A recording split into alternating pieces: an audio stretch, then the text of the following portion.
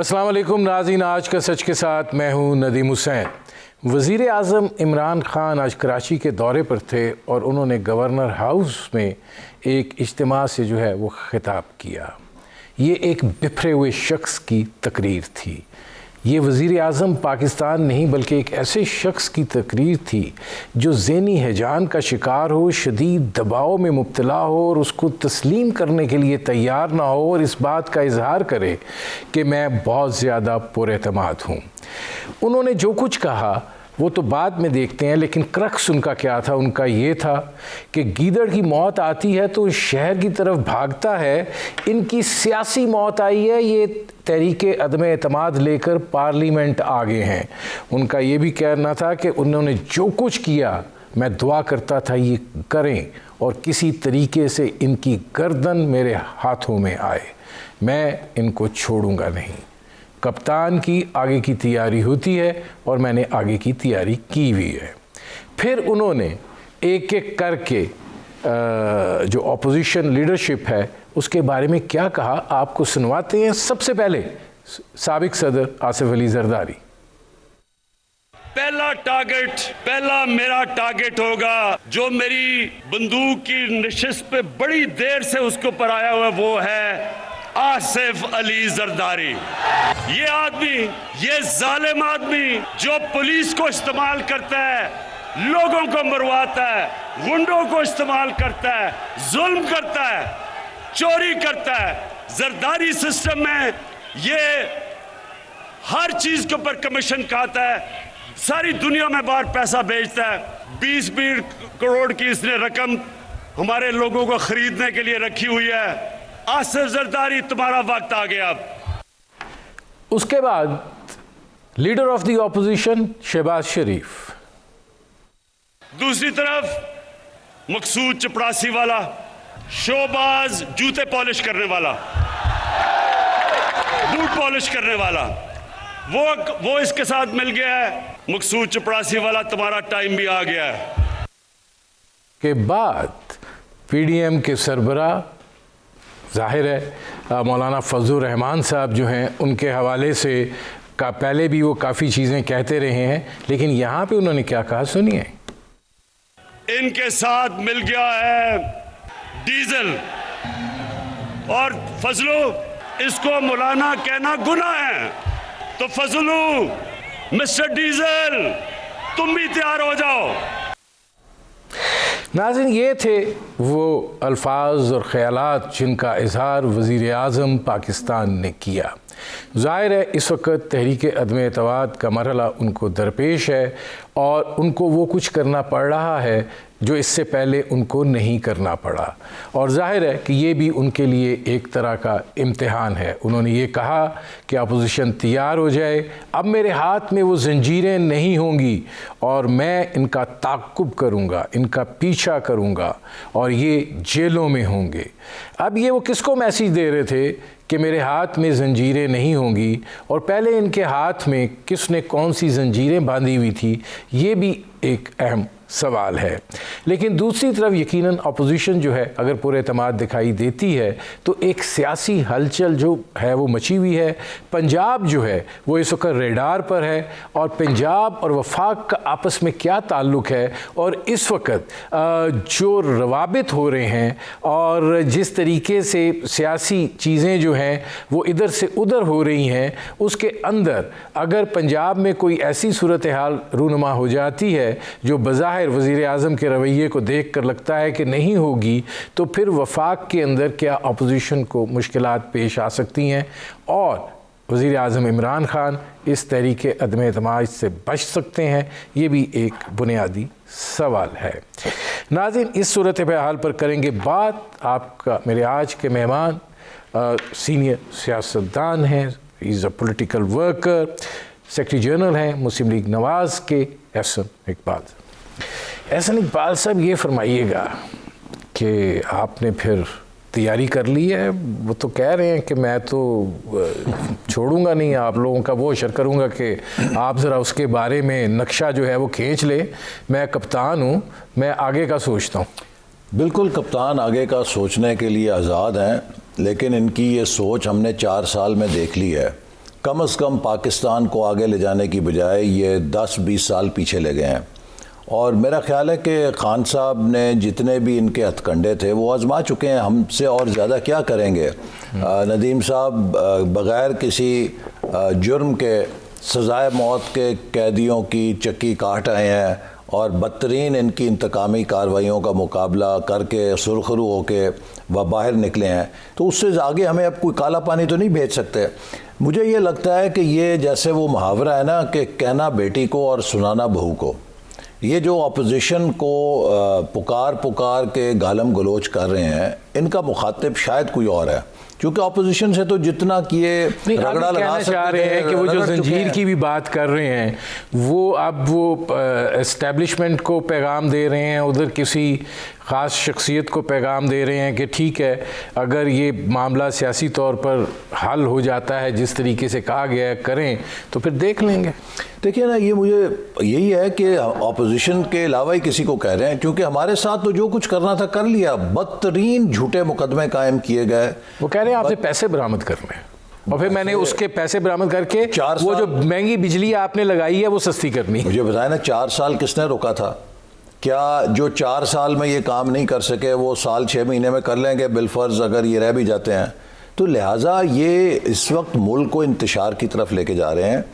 عمران نیازی صاحب کا ندیم صاحب آج سب سے بڑا جو پرابلم ہے کہ وہ ایک بہت ہی ضدی، انا پرست اور نفرت سے بھری ہوئی شخصیت ہیں. وہ آج بھی 2014 کے کنٹینر پہ کھڑے ہیں. پاکستان کو جتنا انہوں نے انتشار میں دھکیل دیا ہے، ہمارے جو معاشی بحران ہیں، ہمارے جو سفارتی بحران ہیں، ہمارے جو اندرونی بحران ہیں، ان میں ہمیں آج قومی یکجہتی کی ضرورت ہے. جو خطرات ہمارے گرد و پیش میں ہیں، پاکستان کو آپ آپس میں انتشار میں ڈال کے لڑا کے کیا ان کا مقابلہ کر سکتے ہیں؟ عمران نیازی ان تقریروں سے ثابت کر رہے ہیں کہ he is the most irrelevant leader for Pakistan today. جو شخص پاکستان میں اس طرح کا بارود پھینک رہا ہو، اس طرح کی گالی گلوچ کر رہا ہو، اس طرح کا انتشار پھیلا رہا ہو، وہ کم از کم پاکستان کو لیڈ کرنے کے اہل نہیں. آپ کو یہ نہیں لگتا کہ ظاہر ہے کہ عمران خان صاحب جو ہیں، جو آج انہوں نے کراچی میں کہا ہے، ظاہر ہے اب انہوں نے حافظ آباد جانا ہے اور ان کے جو جلسوں کے پروگرام ہیں ہم نے یہ دیکھا ہے کہ وہ پھر اس سے بات آگے جاتی ہے. تو آپ کو اس ساری جو ایک سچویشن ہے اس میں سے آپ کو سسٹم کو تو کوئی خطرہ نہیں دکھائی دے رہا کہ ایسی ایک فضا کریٹ ہو جائے کہ یہ بات کئی دفعہ کہہ چکا ہوں کہ عمران خان کبھی نہیں چاہیں گے کہ ان کے بعد اقتدار مسلم لیگ نون کو منتقل ہو یا ملک آزاد منصفانہ الیکشن کے ذریعے ان کے مخالفین کو برسر اقتدار لے آئے. 2 طریقوں سے. ایک یہ ہے کہ اگر ایسا ہوا تو ان کی سیاست اور ان کا پورا نیریٹو جو ہے وہ فلیٹ ہو جائے گا، وہ ایک برباد ہو جائے گا. چونکہ اگر قوم دوبارہ مسلم لیگ نون پہ اعتماد کا ووٹ دیتی ہے تو اس کا مطلب ہے کہ ان کے 20 سال کا نیریٹو تباہ ہو جائے گا. دوسرا، جو کرپشن ان کے دور میں ہوئی ہے اس کے احتساب سے بھی یہ ڈرتے ہیں اور اسی لیے آپ نے دیکھا کہ انہوں نے نیب ترمیمی آرڈیننس جاری کیا جس میں کہا جی کہ ہماری حکومت سے کوئی سوال نہیں پوچھ سکے گا، ہمارے کابینہ کے فیصلوں کو کوئی نہیں پوچھ سکے گا.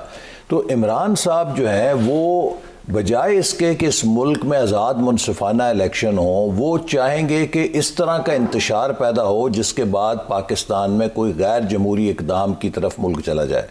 یہ ان کی کوشش ہوگی اور میں اس پہ کنونسڈ ہوں.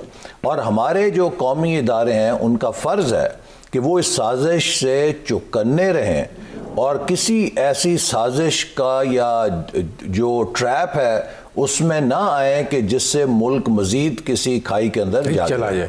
ناظرین، سیکرٹری جنرل مسلم لیگ نواز احسن اقبال سے ہماری گفتگو جاری ہے. وقت ہوا ایک مختصر سے کمرشل بریک کا. ملتے ہیں اس وقفے کے بعد.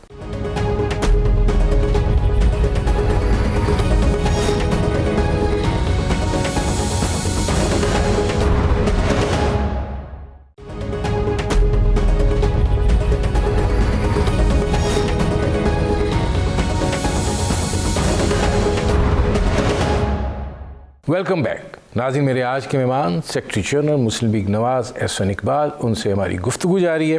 احسن اقبال صاحب، جو میں نے بریک پر جانے سے پہلے سوال پوچھا اس کو میں ذرا اس سے بھی کمبائن کرنا چاہ رہا ہوں چونکہ آپ بھی اس جلسے میں کل موجود تھے جہاں پر آصف علی زرداری صاحب نے خطاب کیا اور اس کے اندر انہوں نے 2 یا 3 دفعہ ایک بات کہی اور وہ بات یہ تھی مائنس سلیکٹڈ.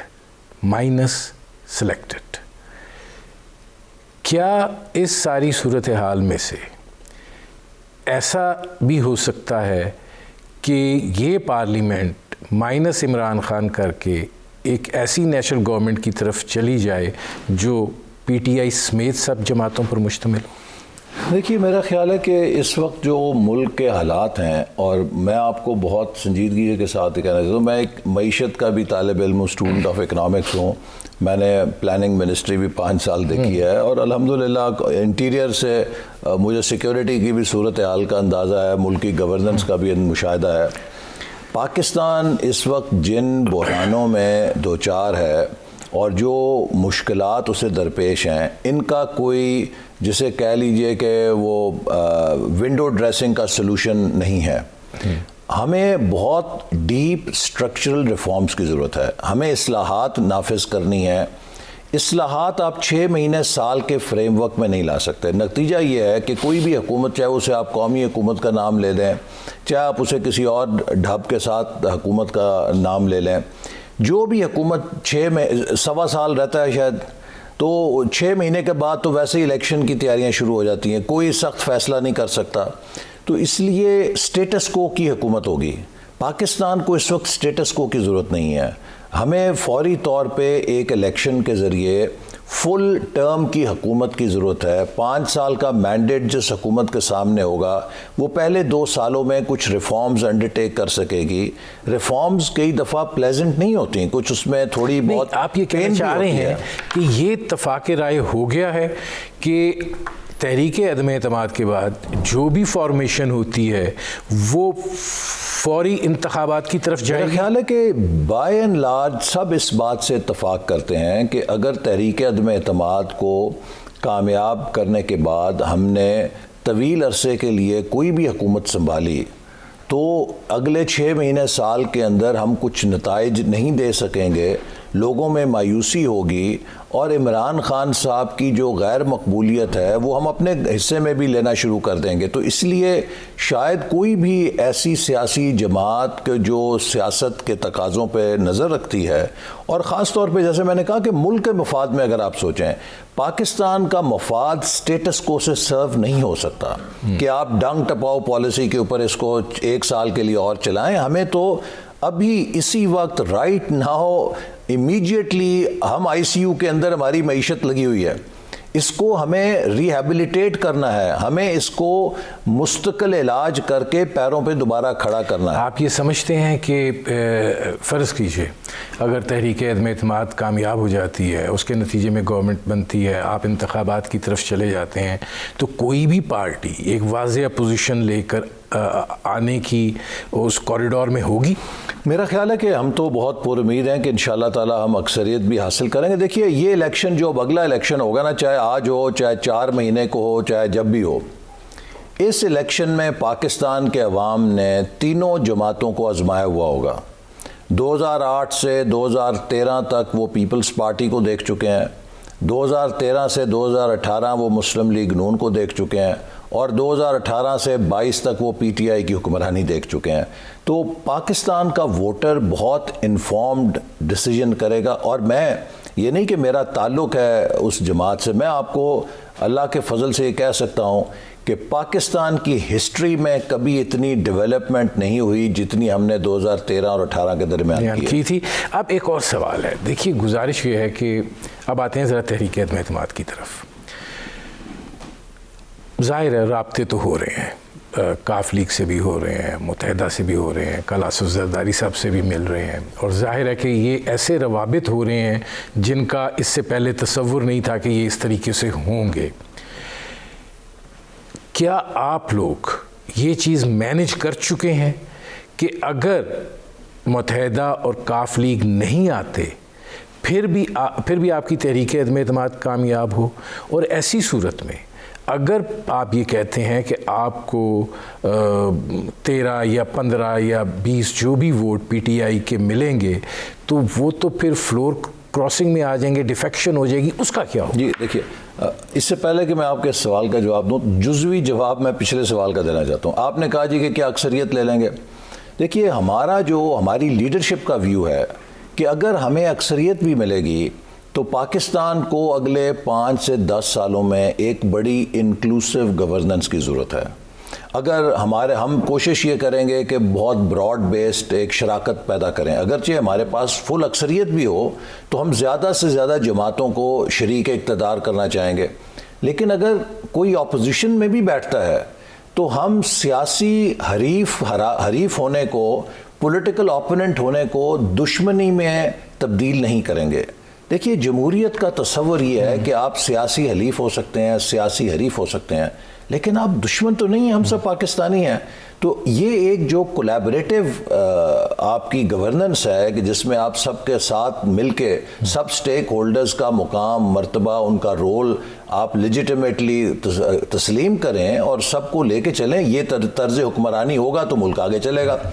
دوسری بات آپ نے جو کی کہ اگرچہ الحمدللہ ہمارے پاس نمبرز ہیں اور حلیف جماعتوں کے علاوہ بھی, ہماری کوشش یہ ہے کہ یہ جو تحریک عدم اعتماد ہے اس کو ہم جتنا براڈ بیسڈ سپورٹ سے لے کر آئیں, اس پہ ایک جتنا قومی اتفاق رائے ہو وہ ہمیں کارآمد ہوگا. الیکشن کے لیے بھی, ایک آزاد منصفانہ الیکشن کے لیے بھی ہمیں کنسنسس چاہیے, اور اس کے بعد جو میں نے کہا کہ ہم ایک ماحول ایسا بنانا چاہتے ہیں کہ جس میں ہم سیاسی طور پہ اگر اختلاف بھی رکھیں لیکن ایک آپس میں ملک کی خاطر کام کرنے کی صلاحیت کو بھی برقرار رکھیں. اب وہ جو ڈیفیکٹ کریں گے, جی جو ڈیفیکٹ کریں گے, سب سے پہلی بات یہ ہے کہ وہ ڈیفیکشن کلوز تب لاگو ہوتی ہے کہ جب کاز اس کا پیدا ہو. اگر وہ ووٹ دے گا, یہ اس کا حق ہے کہ وہ ووٹ دے سکتا ہے, اس کے بعد اس پہ پینلٹی کے طور پہ اس کی نااہلی کی پروسیڈنگ شروع ہوگی, اور وہ جو نااہلی کی پروسیڈنگ ہے اس میں بھی دیکھا جائے گا کہ کس بنیاد کے اوپر اس نے ووٹ کو اختلاف میں دیا یا برخلاف دیا. تو یہ اس میں کچھ ٹائم لگتا ہے جو لیگل پروسیڈنگ ہے. اب یہ جو نااہلی ہے, میں ایک سیریس کنوٹیشن کی طرف جانا چاہ رہا ہوں, یہ کس شک کے تحت ہوگی؟ 62 63 جی, جو آئین کی وہ جو فلور کراسنگ ہے, لوگ اس کے لیے تیار ہوں گے کہ وہ 5 سال کے لیے نااہل ہو جائیں آپ کی تحریک عدم اعتماد کو سپورٹ کرنے کے لیے؟ نہیں, آپ نااہل نہیں ہوتے, ڈی سیٹ ہو جاتے ہیں. You lose your set.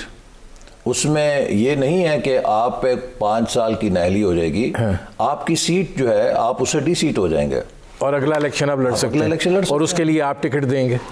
وہ اگر اس امیدوار کا میرٹ ہوگا تو نہیں, آپ نے کوئی یقین دہانی تو کرائی ہوگی نا. ظاہر ہے وہ اس طریقے سے تو نہیں آئیں گے آپ کے پاس کہ بغیر کسی فائدے کے ووٹ دے دیں, کیونکہ اس سے پھر آگے میں نے آپ سے ایک سوال پوچھنا ہے, لیکن مجھے ایک بریک لینا پڑ رہا ہے. ناظرین, ہماری گفتگو جاری ہے, وقت کو ایک مختصر سے کمرشل بریک کا, ملتے ہیں اس وقفے کے بعد.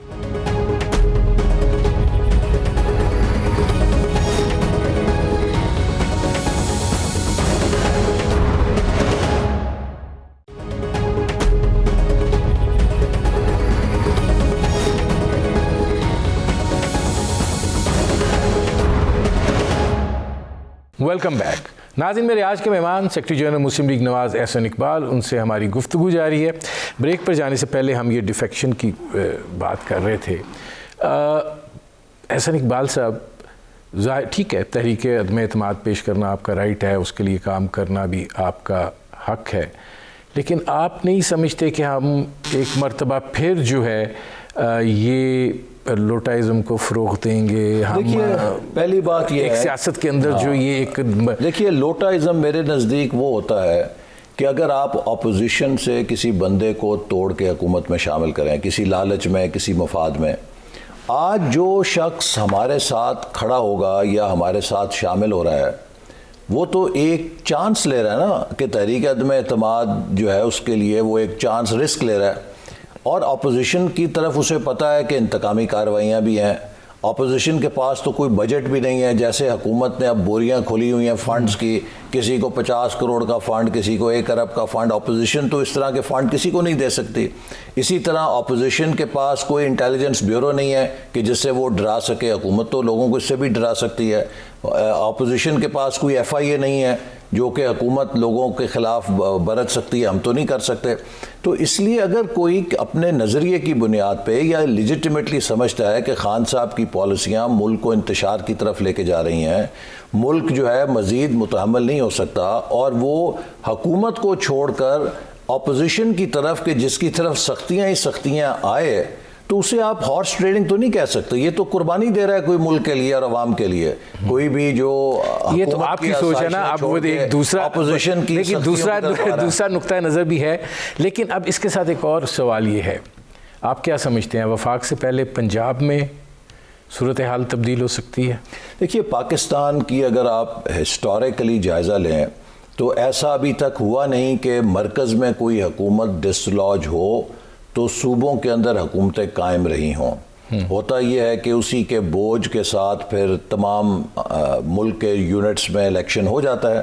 لیکن اگر ایسا نہیں بھی ہوتا تو کوئی مذائقہ نہیں. ہم تو سمجھتے ہیں کہ اس وقت ملک کا جو پیرالسس قومی سطح پہ ہے اسے ختم ہونا چاہیے. جہاں تک پنجاب کا تعلق ہے، پنجاب میں یہ حکومت مصنوعی طور پہ قائم ہوئی. آپ کو پتہ ہے 2018 میں پنجاب کے عوام نے مسلم لیگ نون کو سب سے بڑی جماعت کے طور پہ مینڈیٹ دیا تھا.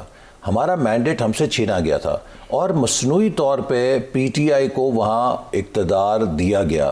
تو لہٰذا اب اگر اوپر کی چھتری ہٹے گی تو قدرتی بات ہے کہ پنجاب کے اندر بھی جو ایک مصنوعی قلعہ بنایا گیا تھا، ریت کا قلعہ بنایا گیا تھا، وہ منہدم ہوگا. اب اس میں جو صورتحال ہے وہ یہ ہے کہ اس وقت جو پاکستان تحریک انصاف کے اندر بھی ہمیں ایک توڑ پھوڑ دکھائی دے رہی ہے، جہانگیر ترین ہے، علیم خان ہے. کیا جہانگیر ترین جو ہیں اور علیم خان جو ہیں وہ اپنے ساتھ کی گئی زیادتیوں کا سکور سیٹل کریں گے، یا یہ کہ اگر عمران خان صاحب پنجاب کی صورتحال کو سنبھالنے میں کامیاب ہو جاتے ہیں اور یہ سسٹم انٹیکٹ رہ جاتا ہے تو اس کے پھر اثرات وفاق پر آپ کو لگتا ہے پڑیں گے اور آپ کی جو تحریک عدم اعتماد کی کوشش ہے وہ کمزور پڑے گی؟ نہیں، دیکھیے، پنجاب تو خود اس وقت ڈیسٹیبلائز ہو گیا ہے. وہاں سے مرکز کی طرف تو اثرات نہیں آ سکتے، لیکن اس وقت مرکز میں جو عمران خان صاحب کی حکومت کے پیر اکھڑے ہیں اس سے پنجاب کے اندر ان کا سارا نظام ڈسٹرب ہو گیا ہے. اور اب وہاں پر آپ دیکھ رہے ہیں مختلف دھڑے بن چکے ہیں، اور خان صاحب کے لیے اب ایزی نہیں رہا کہ اگر عثمان بزدار صاحب کو وہ ریپلیس کرتے ہیں تو جو مختلف دھڑے ہیں وہ سب کہہ رہے ہیں کہ ہمیں نہیں، اس کو نہیں، تو اس کو آپس میں ایک بڑی آئدر اور کی کشمکش جاری ہے کہ ان کے لیے آسان نہیں ہوگا کہ کسی ایک کو اگر وہ متبادل کے طور پہ لاتے ہیں تو باقی لوگ ناراض ہو جائیں گے. یہ سب کچھ اس لیے ہے کہ پنجاب میں ایک مصنوعی غیر حقیقت پسندانہ سیٹ اپ آیا تھا، اور جب مرکز کی چھتری اوپر سے ہٹ رہی ہے تو وہ جو کانٹرڈکشنز پنجاب میں اکٹھی کی گئی تھیں وہ اب ایکسپوز ہو رہی ہیں. آپ کیا مسلم لیگ نواز جو ہے وہ پہلے انتظار کرے گی وفاق کا، یا آپ یہ سمجھتے ہیں کہ پنجاب میں اگر آپ کے روابط ہو رہے ہیں یا رابطے ہوں گے، جہانگیر ترین صاحب لندن میں ہے، تو آپ کسی مسلم لیگ نواز کے علاوہ کسی کو وزارت اعلیٰ کے اوپر کمپرومائز کر سکتے ہیں؟ دیکھیے، اب تو انتظار کرنے کی بات نہیں ہے. اب تو ہم فائل کر چکے ہیں نو کانفیڈنس موشن مرکز کے اندر. نہیں، وہ تو ہے. میں یہ کہہ رہا ہوں کہ جو وہاں کی صورتحال ہے وہاں پہ آپ کمپرومائز کر سکتے ہیں. دیکھیے، ابھی وہ ایک ایوالونگ صورتحال ہے، اور میرا خیال ہے کہ ابھی اس کے اوپر قبل از وقت ہوگا کوئی کہا جائے، لیکن ہم اس کا بہت کلوزلی واچ کر رہے ہیں. اور جو بھی کوئی ایسا فیصلہ کہ جس سے ہمیں ملک کے اندر تبدیلی لانے میں مدد ملے، ہم سیاسی لوگ ہیں اور ہم کوئی سیاسی فیصلہ ایسا کریں گے جو ملک کے مفاد میں ہو، جو ہماری جد و جہد ہے اس کو سپورٹ کرے. لیکن ابھی ذرا قبل از وقت ہے چونکہ ایک ایوالونگ سچویشن ہے پنجاب کے اندر. کیا پرویز الہی صاحب سے آپ کے معاملات اس لیے نہیں بنے کہ آپ تیار نہیں تھے ان کو وزارت اعلیٰ دینے کے لیے؟ تو آپ کے لیے اہم ہیں ان کے جو 5-6 ووٹ ہیں؟ دیکھیے، ہمیں تو جیسے میں نے آپ کو شروع میں بھی انڈیکیٹ کیا، ہم آؤٹ آف وے جا رہے ہیں، اگرچہ ہمارے نمبر پورے تھے لیکن اس کے باوجود ہماری کوشش ہے کہ ہر حکومت کی حلیف جماعت ہمارے ساتھ شامل ہو تاکہ ایک براڈ بیسڈ کنسنسس ہو۔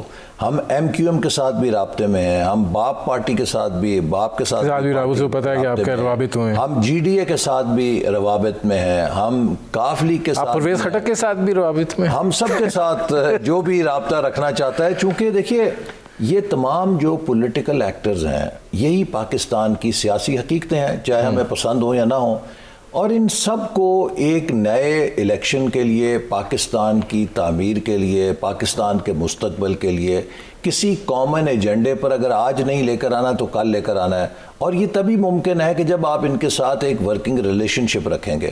پاکستان ایسے نہیں چل سکتا اوئے فلانا ہے، اوئے تو فلانا، اوئے تو فلانا۔ بھئی پاکستان آج جہاں کھڑا ہے، میں آپ کو دعوے سے کہہ سکتا ہوں کہ کوئی ایک لیڈر، کوئی ایک جماعت یا کوئی ایک ادارہ تنہا پاکستان کو ان بحرانوں سے منزل مقصود پہ نہیں لے کے جا سکتا۔ ایک آخری سوال، نواز شریف صاحب جو ہیں جب تحریک عدم اعتماد کامیاب ہوگی تب واپس آئیں گے یا وہ اس دن آئیں گے جس دن نئے انتخابات کا اعلان ہوگا؟ دیکھیے نواز شریف صاحب کی واپسی جو ہے ان کے ڈاکٹرز کی رائے کے ساتھ مشروط ہے، اور جس وقت ڈاکٹرز سمجھیں گے کہ وہ وطن واپس جانے کے لیے اور وہاں کے حالات میں ان کی صحت کو کوئی خطرہ نہیں ہوگا تو جب بھی انہیں اجازت دیں گے وہ ایک دن ضائع کیے بغیر واپس آ جائیں گے۔ تو آپ کو کیا لگتا ہے کہ وہ زیادہ اپروپریٹ ٹائم ہے جب نئے انتخابات کی تاریخ اناؤنس ہو، وہ واپس آئیں، جیل جائیں؟ ان کی واپسی کا تعلق سیاسی واقعات سے نہیں ہے، ان کی واپسی کا تعلق جو ہے ان کی صحت کے ساتھ ہے، اور ان کو وطن واپسی پہ کس قسم کے حالات کا سامنا کرنا پڑے گا اس سے بھی ہے۔ چونکہ دیکھیے جب وہ جیل میں تھے تو اس حکومت نے ان کو میڈیکل سہولتیں ڈینائی کیں، اس حکومت نے ان کو اس حد تک حالات میں رکھا کہ وہ ڈی ہائیڈریٹ ہو کے ان کو دل کا دورہ پڑا اور انہیں ایمرجنسی کے طور پہ وہاں سے ایویکیویٹ کرنا پڑا جیل سے، ان کو اس حالت میں رکھا کہ ان کو ڈاکٹرز کو ٹیسٹ کرنے کی اجازت نہیں دی گئی، حتیٰ یہ کہ ان کے پلیٹلیٹس جو ہیں خطرناک حد تک ڈراپ ہو گئے۔ تو اس لیے یہ سارے ممکنہ خطرات ہمارے پیش نظر ہیں۔ ٹھیک ہے ناظرین، میرے پروگرام کا وقت ختم ہو رہا ہے، بہت شکریہ احسن اقبال صاحب۔ یہ تھے سیکرٹری جنرل مسلم لیگ نواز احسن اقبال، آپ نے ان کی گفتگو سنی۔ اب تک کے لیے اتنا ہی، اجازت دیجیے، اللہ حافظ۔